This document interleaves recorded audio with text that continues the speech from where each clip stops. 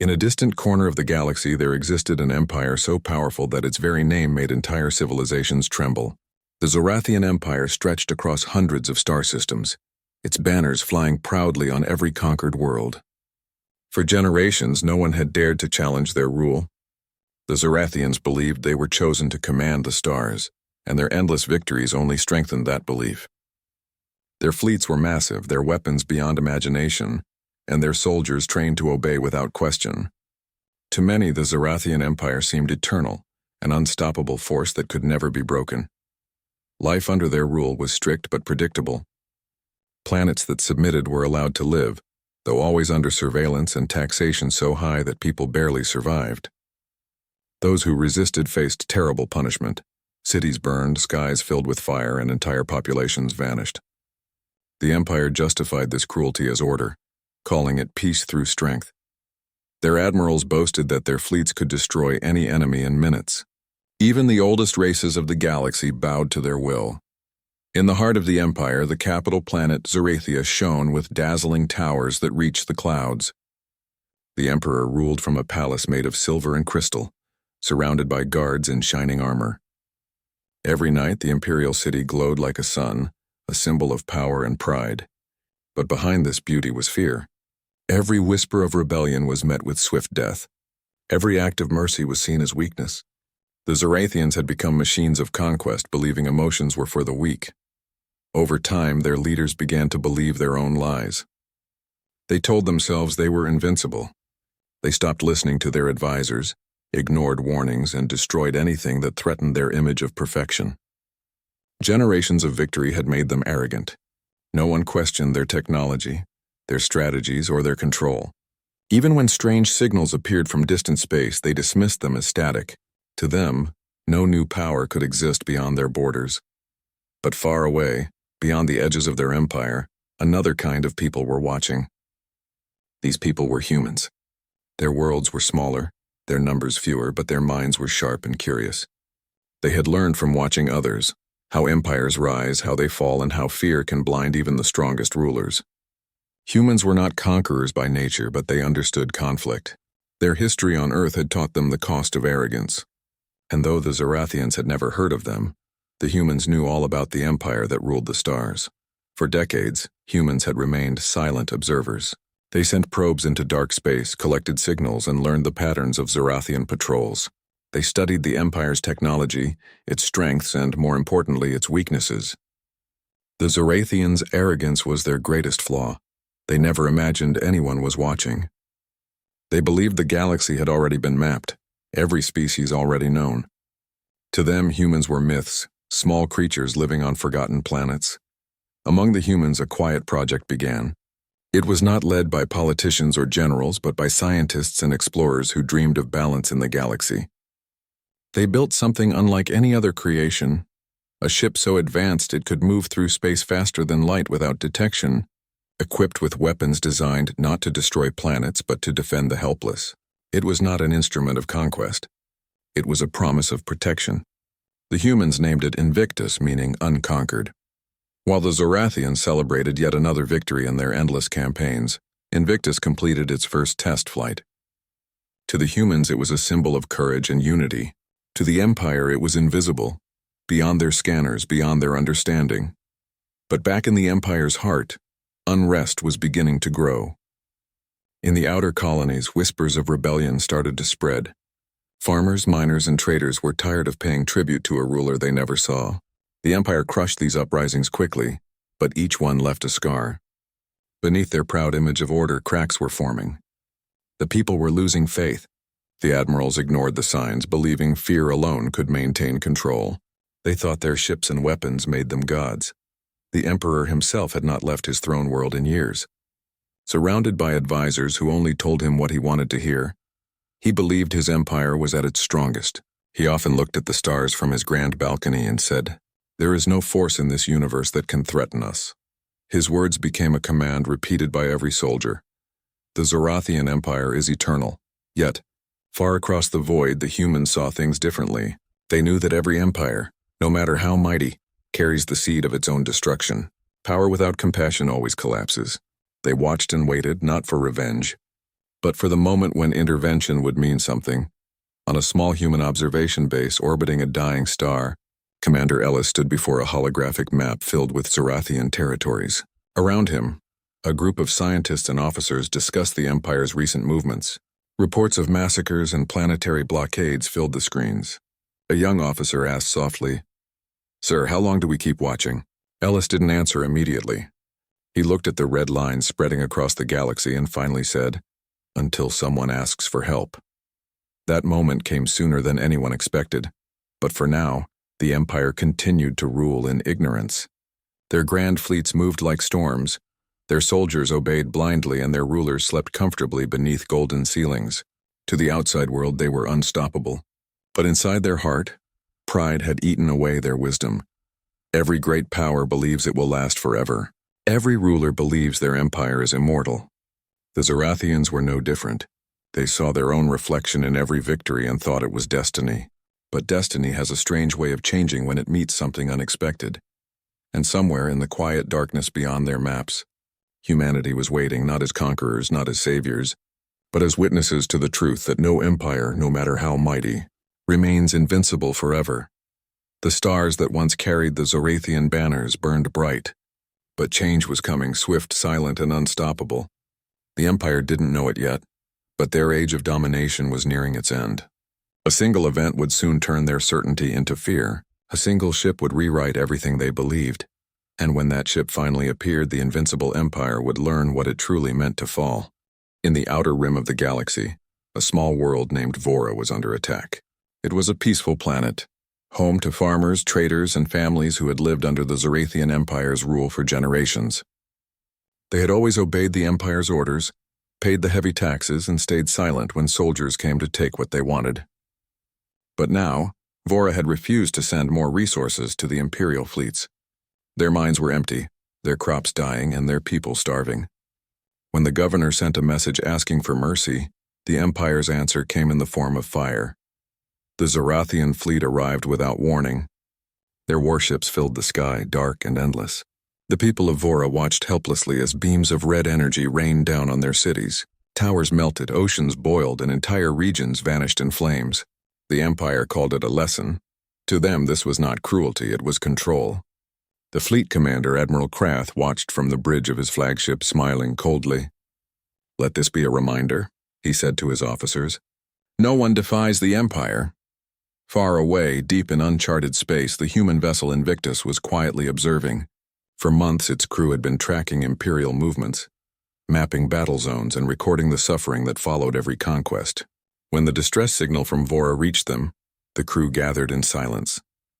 It was a short message filled with static and terror. A child's voice was heard crying, "Please, someone help us. They're destroying everything." Then the transmission ended.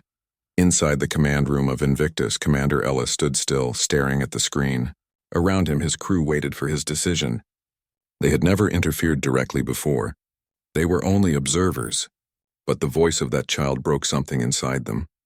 Ellis finally spoke, his voice steady but filled with quiet anger. "Prepare the ship. We're going in." The Invictus moved through hyperspace, cutting through the darkness like a blade.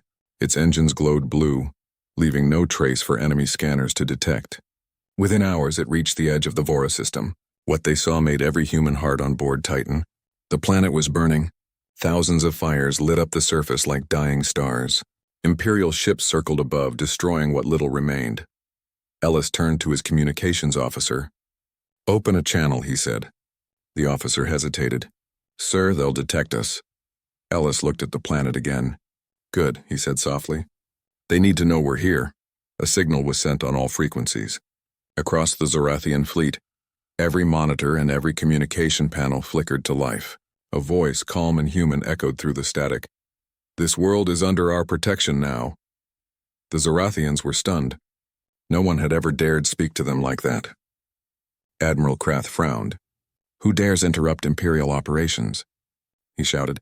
His officers scrambled to trace the signal, but all systems failed to lock onto its source.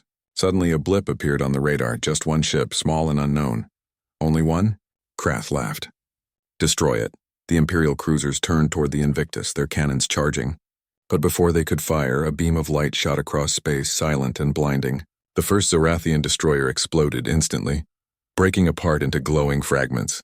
The bridge of the flagship shook as debris hit its shields. "What was that?" Krath shouted.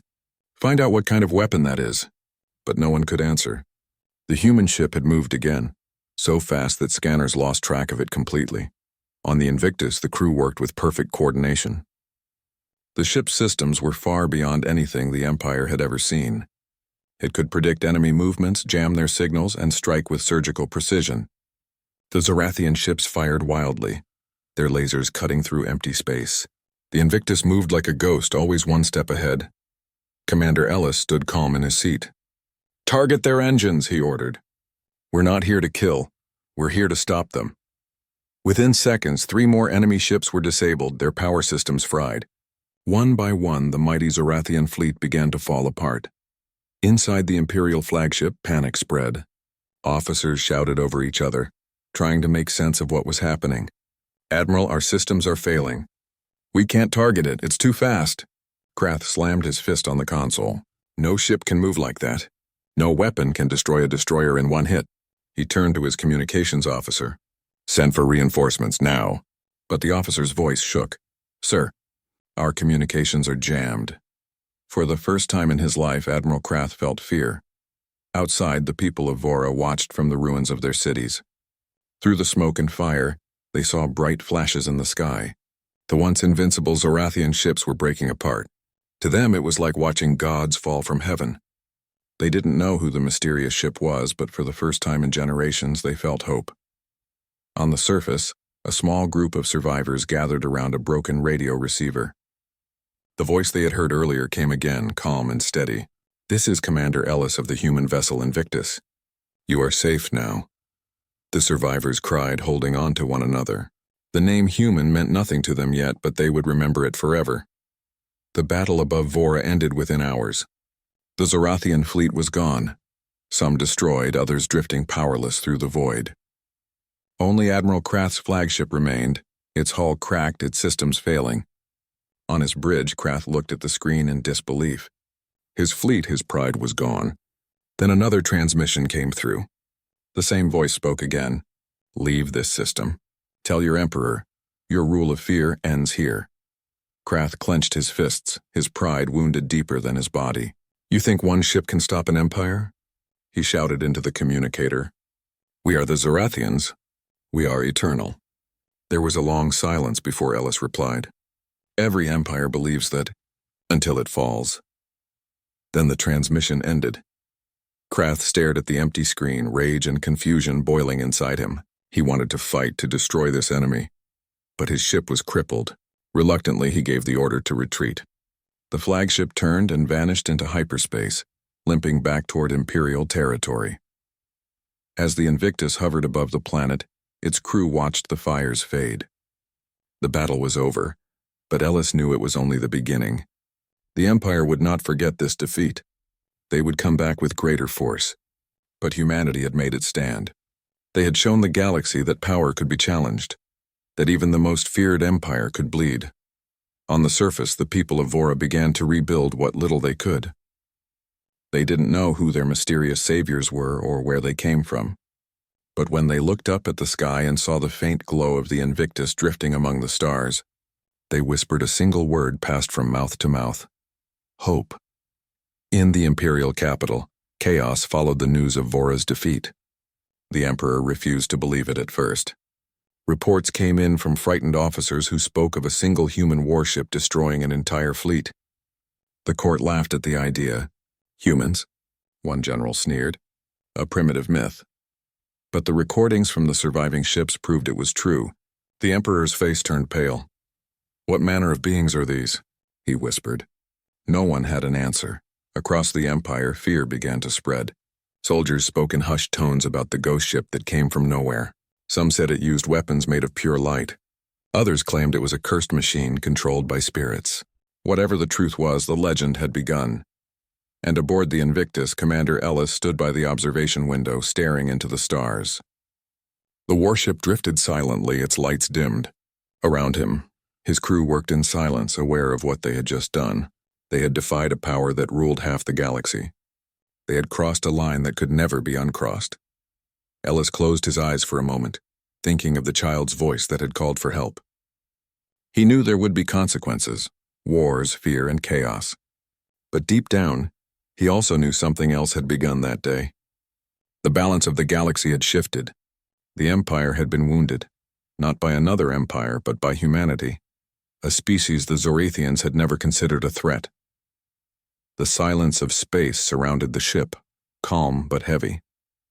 The crew watched as the planet of Vora slowly rotated below them, its blue oceans glowing again beneath the light of dawn. And in that quiet moment, Commander Ellis whispered to himself, "This is just the beginning." The message had been sent, not just to the Empire, but to every corner of the galaxy. The Invincible were no longer untouchable. Somewhere, deep in the darkness, humanity had finally spoken. The news of the defeat at Vora spread through the Zorathian Empire like wildfire. It was something no one had ever imagined. A full Imperial fleet destroyed by a single unknown ship. At first, the admirals refused to believe it. They blamed communication errors, technical malfunctions, even sabotage. But soon the evidence became impossible to deny. The survivors' reports, the wreckage floating in space, and the terrified voices in the transmissions all told the same story. An unknown human vessel had appeared, fought the fleet, and vanished without leaving a trace. The unshakable pride of the Empire was shaken for the first time in centuries. In the Emperor's grand war chamber, a gathering of the highest military leaders took place. Holographic maps floated in the air, showing the remains of the destroyed fleet near Vora.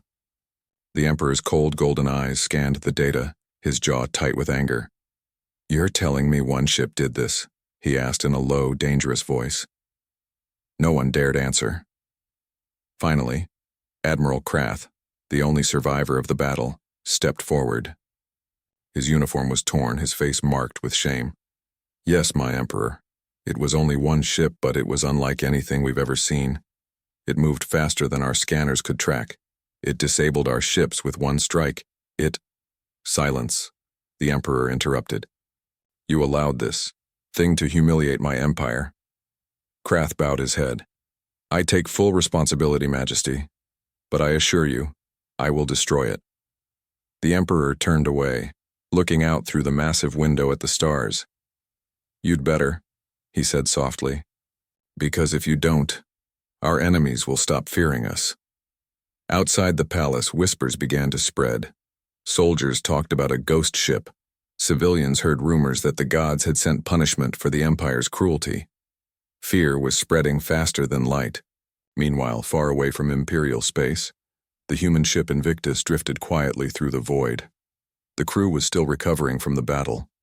They had won, but everyone on board knew it wasn't over. Commander Ellis sat alone in the observation chamber, staring at the star maps that displayed the vastness of the Zorathian Empire. One victory would not stop them. It might only make them angrier. He knew retaliation was coming.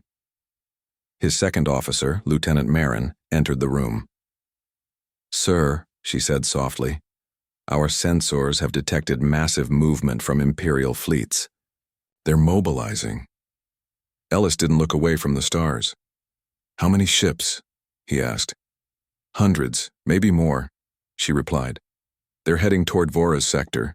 It looks like they're coming for us." Ellis took a deep breath. "Then we'll have to be ready." Over the next few days, the Invictus crew worked without rest. Engineers recharged the weapon systems, scientists recalibrated the cloaking shields, and pilots ran simulations of possible escape routes. Everyone knew that facing the Empire's full force was suicide, but they were not planning to run. Their mission was to protect. On the third day, the sensors detected something massive entering the system, dozens of Imperial ships forming a blockade around Vora. Admiral Krath was leading the fleet himself, determined to erase the humiliation of his last defeat. His flagship, Eternal Blade, was the largest ship in the Empire, carrying enough firepower to destroy a planet. On the bridge of the Invictus, alarms began to sound. "Multiple contacts," reported Lieutenant Marin. "They found us." Ellis stood and gave a calm order. "Activate stealth mode. Prepare for combat." Outside, space shimmered as the Invictus faded into invisibility. The Zorathian fleet scanned the area, their sensors struggling to locate the human vessel. "Find them!" Krath shouted. "They're here, I can feel it." His officers worked frantically, but the readings made no sense. The Invictus was everywhere and nowhere. Then it struck. From the darkness, a beam of pure light cut through the void and slammed into one of the Imperial cruisers. The explosion was blinding, the shockwave shaking nearby ships. Before the others could react, another beam hit. A destroyer shattered into fragments. Panic filled the communication lines. "We can't see them. Shields failing. Our systems are offline." The Invictus moved like a shadow, appearing for a brief second, firing and disappearing again. Each strike was precise, disabling ships without unnecessary destruction. But there were too many enemies. The Imperial fleet began to surround the area, trapping the human vessel in the middle. Krath smiled wickedly. "There you are," he said when the scanners finally picked up a faint signal. "All ships fire at will." A storm of red energy filled space. Dozens of beams converged on the Invictus. Explosions rippled across its shields as the ship shook violently. Sparks flew inside the control room, lights flickering. "Shields down to 40%, shouted an officer. "We can't take this for long." Ellis gritted his teeth. "Divert all power to evasive thrusters, fire countermeasures." The Invictus dove sharply, dodging blasts that would have vaporized entire fleets. It returned fire, disabling another wave of enemy ships. But the Empire's numbers were overwhelming. For every ship destroyed, 10 more appeared. Inside the Eternal Blade, Krath laughed. "You can't win, human. You're just one ship." On the Invictus, the crew worked in silence, every move calculated. Ellis knew they couldn't win by brute force. They had to outthink the Empire. "Target their command network," he ordered. "If we take out their coordination systems, the fleet will fall into chaos." The ship's AI locked onto the Imperial communication hub. One powerful pulse of energy shot from the Invictus, invisible to the naked eye. A moment later, every Imperial ship's system flickered and went dark. The fleet lost contact with one another, their formation collapsing. "Sir, we're blind," an officer screamed on the Eternal Blade. "We've lost command links," Krath roared. "Manual control, keep firing." But without coordination, the massive fleet turned into a mess of confusion. Ships collided, weapons misfired, and chaos reigned. The Invictus seized the moment. It weaved through the crippled fleet, disabling ships one after another. The human crew moved like a single heartbeat, focused, fearless. But victory came at a cost. A sudden explosion rocked the Invictus. A glancing hit from an Imperial torpedo had breached one of the lower decks. "Damage report!" Ellis shouted. "Deck 7 hit, hull integrity compromised," Marin replied. "We've lost 2 crew members." The silence that followed was heavy. The Invictus had never lost anyone before. Ellis closed his eyes for a brief moment, then spoke quietly. "Their sacrifice won't be in vain. Keep fighting." The battle raged on for hours. Slowly, the Imperial fleet began to crumble. Their once perfect formation was now a field of burning wrecks. Krath's rage turned into desperation.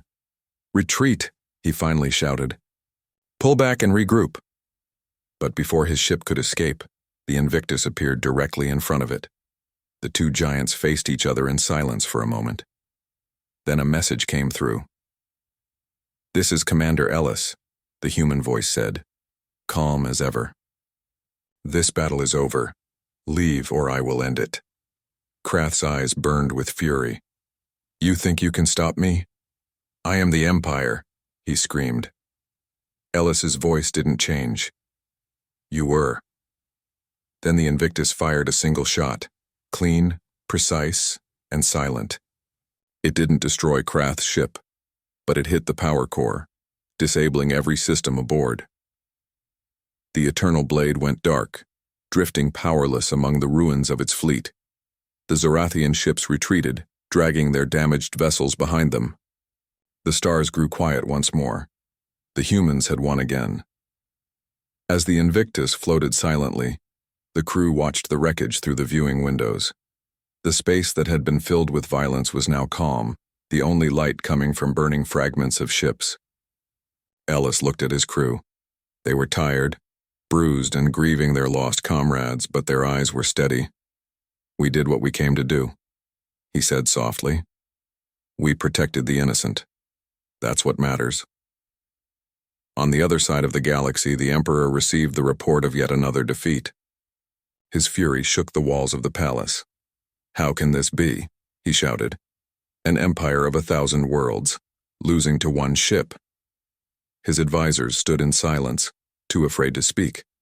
Finally, one of them whispered, "Perhaps, Majesty, they are not fighting us for power, but for something greater." The Emperor turned away, his voice low and trembling with rage. "Then we will destroy that something greater." But the damage had already been done. The myth of the invincible empire was broken. Across the galaxy, the oppressed began to whisper of freedom. The people who had lived in fear for generations now had a new story to believe in. The story of a single human ship that defied the impossible. And aboard the Invictus, Commander Ellis stood at the observation deck once again, staring into the endless dark. He knew the war was far from over. The Empire would return stronger, angrier, and more dangerous. But for the first time, the galaxy had seen that even the mightiest could fall. He whispered to himself, "Let them come." The stars outside twinkled quietly, as if listening. The Invictus turned slowly, disappearing into the vast unknown, leaving behind a message written not in words but in light. Hope was now alive in the galaxy, and nothing could stop it. The Zorathian Empire had always believed itself untouchable. For centuries, no one had ever dared to challenge their authority. Their fleets were enormous, their weapons unmatched, and their soldiers unquestioningly loyal. But the events at Vora had shattered that illusion. Word of the human ship, the Invictus, and its devastating victories reached the heart of the Empire. Panic began to seep into the once proud corridors of power. No one knew where this ship had come from, or how it could move so fast and strike with such precision. The Emperor, who had ruled for decades with absolute authority, refused to believe the reports at first. He thought it was a trick, perhaps sabotage or a minor threat exaggerated by incompetent officers. But the evidence was undeniable. Entire fleets had been destroyed, key planets liberated, and his generals humbled. Admiral Krath, the commander who had survived the Vora battle, was called back to the capital. He walked into the Emperor's chamber with his head bowed, yet his mind was alive with strategies. "Majesty," he said, "we face a new kind of enemy, one that we have never encountered, and one that may not be defeated by conventional means." The Emperor's golden eyes narrowed. "Explain," he demanded. Krath gave a detailed report, showing how the human ship had disabled fleets, disabled their communication networks, and forced entire systems to surrender without a full-scale invasion. The Emperor clenched his fists. "I will not have my empire humiliated by one vessel," he said. "Prepare every fleet. I want the Invictus destroyed, and if this human dares to touch another world under our control, the entire sector will burn." Across the Empire, the military scrambled to assemble a massive response. Ships were recalled from distant systems. Repair crews worked tirelessly, and new weapons were loaded for battle. The human ship had exposed the Empire's weaknesses, and the generals knew it. The Zorathians had been used to obedience and fear, not cunning or unpredictability. Now they faced an opponent who could outthink them, anticipate their attacks, and strike where they were weakest. The Empire had never encountered such a threat, and for the first time fear replaced arrogance. Meanwhile, the human vessel, Invictus, continued its silent watch over the liberated worlds. Commander Ellis knew that a confrontation with the full power of the Zorathian Empire was inevitable.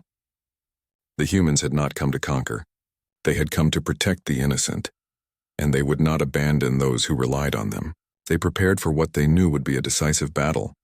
But unlike the Zorathians, their strategy relied not on overwhelming force but on intelligence, adaptability, and teamwork. Every officer on the Invictus knew their role perfectly. Engineers worked on maintaining shields and weapons. Pilots ran simulations of potential attacks, and Ellis coordinated the overall plan with calm determination. The first sign of the Empire's response came when scouts detected massive fleets moving toward systems recently freed from Zorathian control. The Empire intended to crush these uprisings and reassert its dominance. The humans did not panic. They understood that a head-on confrontation would be dangerous, but they had prepared for it. Ellis decided to intercept the largest fleet near the outer rim, where they could use the terrain of asteroid fields and debris to their advantage. He gathered his officers in the command room. "They will come with full force," he said. "Our mission is not to conquer them, but to defend the innocent. We cannot fail." The battle began in the cold void of space, where silence is only broken by the roar of weapons. The Zorathian fleet, larger and more powerful, advanced like a tidal wave. Ships glowed red and gold, filling the darkness with the Empire's pride. Krath led the fleet personally, determined to redeem his reputation. "Destroy them," he shouted. "Leave nothing alive." The Invictus appeared like a shadow, cloaked and nearly invisible to the scanners. The humans struck first, using precision energy beams to disable critical parts of enemy ships. A single shot could cripple a cruiser, and every movement was calculated to maximize efficiency while minimizing unnecessary destruction. The Zorathians were stunned. Their best tactics failed against the humans. Every maneuver they tried to trap the Invictus ended in disaster. Ships collided with one another, weapons misfired, and communication lines were disrupted. Krath could not comprehend how one ship could wreak such havoc. "Impossible!" he yelled. "They cannot be so fast, so precise." But the human crew moved as a single unit, their minds synchronized, adapting instantly to every new threat. Hours passed as the battle raged. The human ship was a ghost among the stars, striking and disappearing, never holding its position for long enough to be destroyed. Ellis coordinated attacks, disabled weapons, and jammed communications. Each move was deliberate, calculated, and effective. Despite the odds, the Invictus turned the tide of the battle. Entire squadrons of Zorathian ships were disabled or forced to retreat. The Empire's overwhelming power, once thought invincible, faltered under the humans' cunning. Krath, furious and desperate, ordered the fleet to concentrate fire on a single point, hoping to overwhelm the human ship. "Focus everything on them.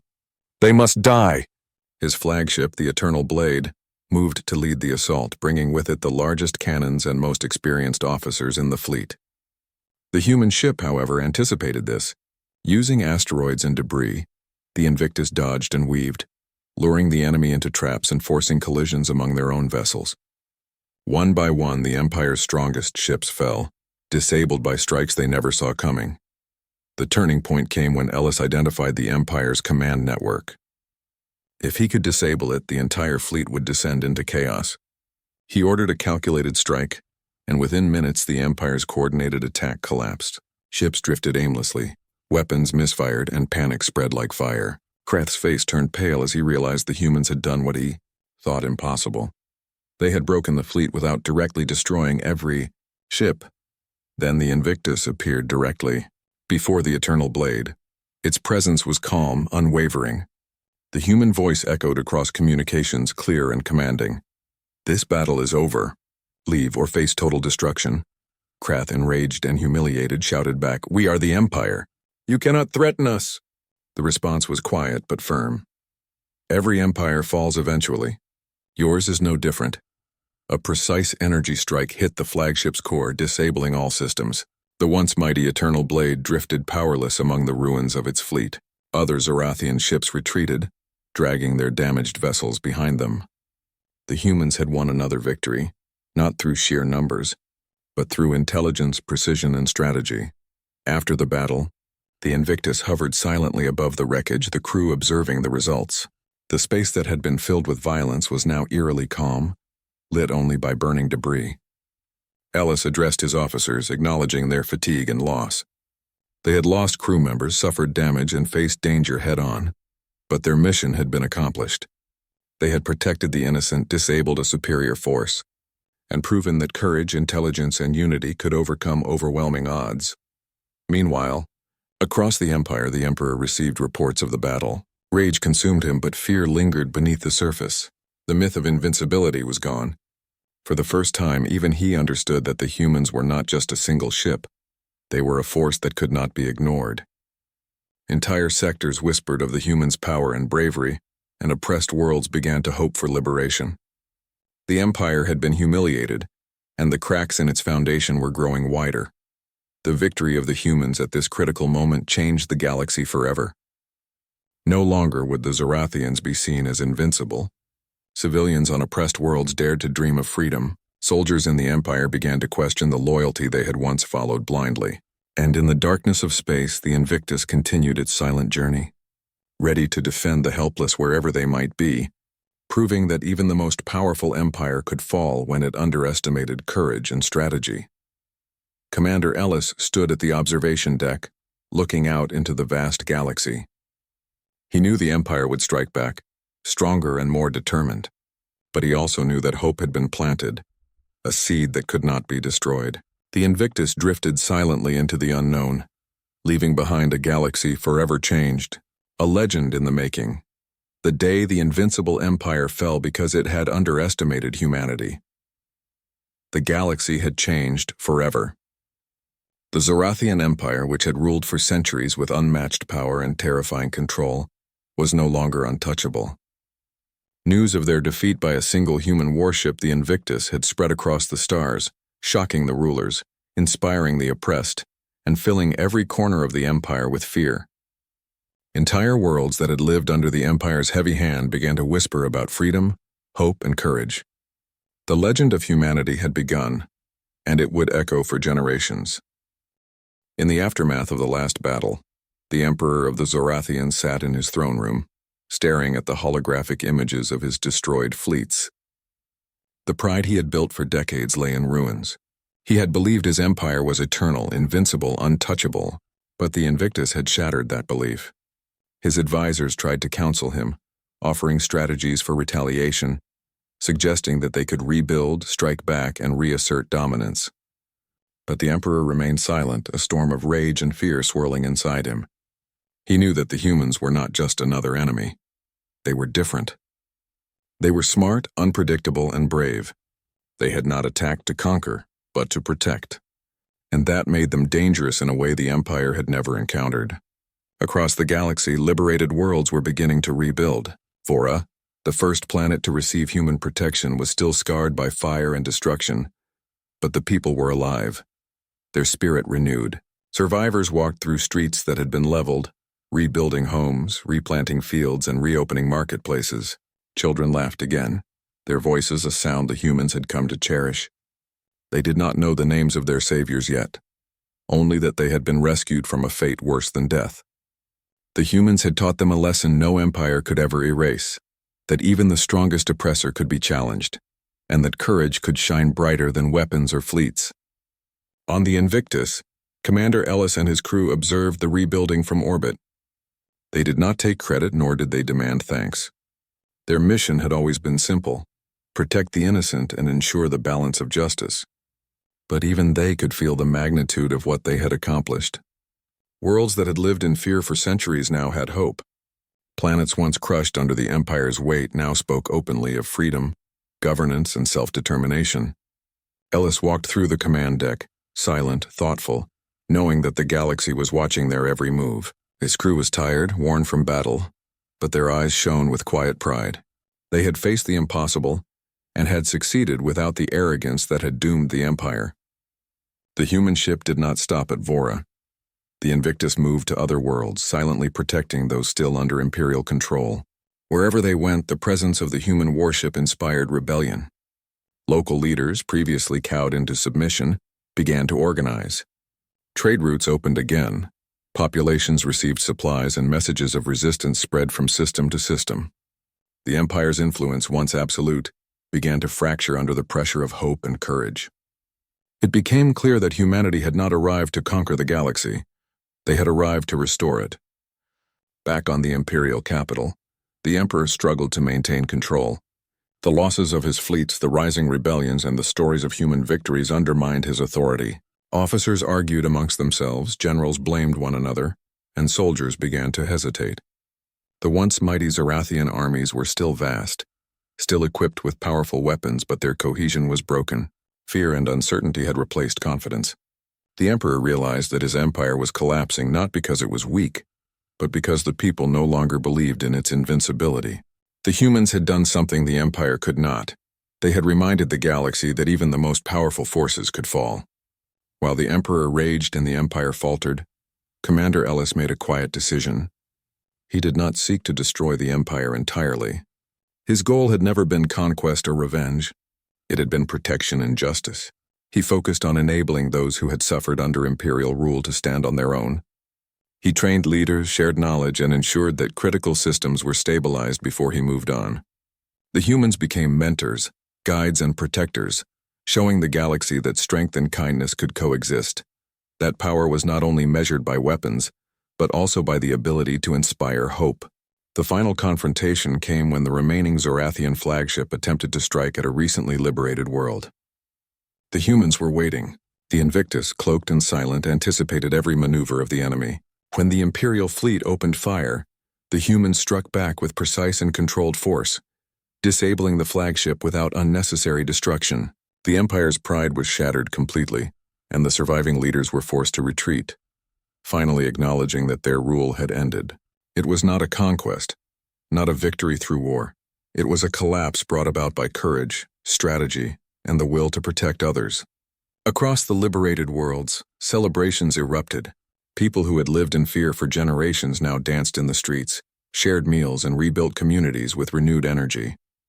For the first time in centuries, they were free to speak, to govern, and to live without the constant shadow of oppression. The story of a single human warship had inspired them to rise against fear, to challenge what they had once believed was unchangeable, and to create a future filled with possibility.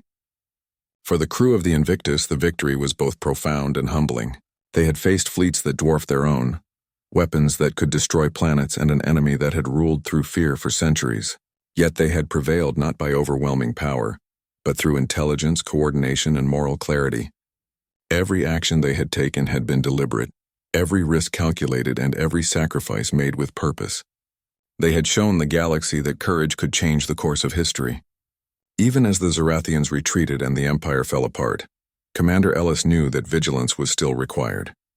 There would always be challenges, uprisings, and threats to the fragile new peace, but humanity had made its mark. The legend of the Invictus was not one of conquest or domination. It was a story of protection, of standing up for the weak, and of proving that one ship, one crew, and one species could make a difference against an empire thought to be invincible. Years later, the survivors of the liberated worlds would tell the story over and over again.